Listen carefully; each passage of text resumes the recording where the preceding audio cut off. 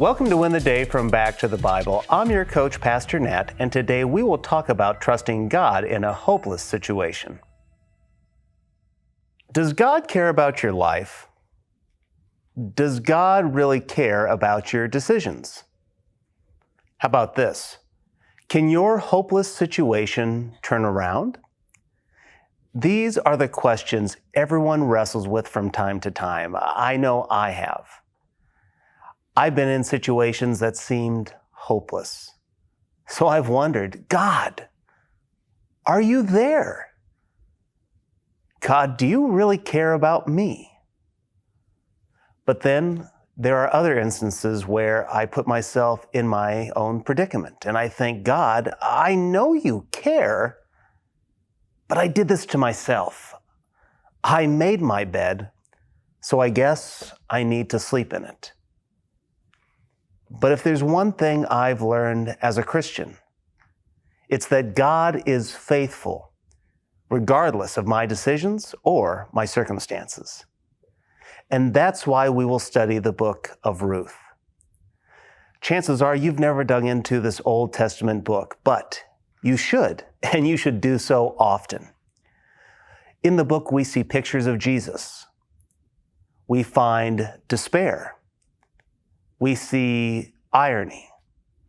We see hope. We see redeeming love. So let's dig into this short but relevant book for us today. This is how it begins in Ruth chapter 1, verse 1. In the days when the judges ruled, there was a famine in the land, and a man of Bethlehem in Judah went to sojourn in the country of Moab, he and his wife and his 2 sons. The name of the man was Elimelech, and the name of his wife Naomi, and the names of his 2 sons were Mahlon and Chilion. They were Epaphraites from Bethlehem in Judah. They went into the country of Moab and remained there. But Elimelech, the husband of Naomi, died, and she was left with her 2 sons. These took Moabite wives. The names of one was Orpah, and the name of the other Ruth. They lived there about 10 years, and both Mahlon and Chilion died, so that the woman was left without her 2 sons and her husband. The book of Ruth provides a bridge between the time of the judges and the time of the kings.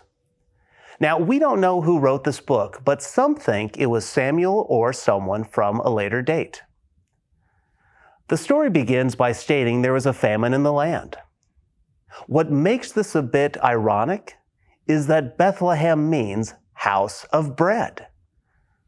But this little insignificant town and country are experiencing famine.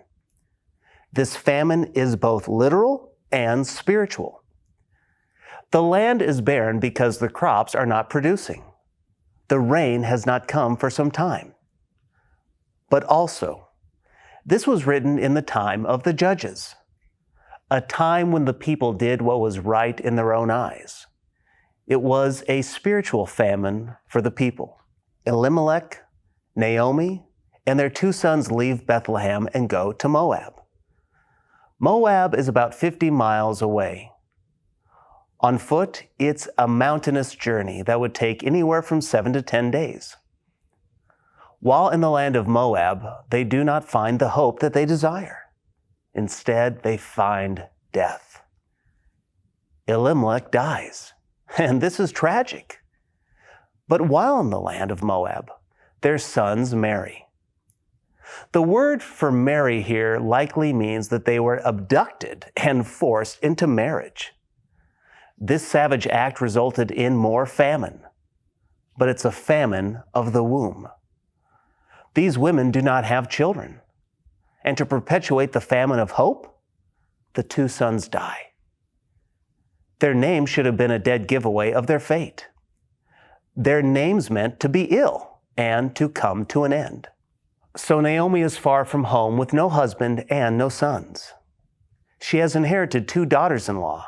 But what would we do with them? What will she do with them? It seems to be a hopeless situation. Today, we all face trials. We can wake up thinking, how did I end up here? This is not what I expected. So what should we do? How should we respond?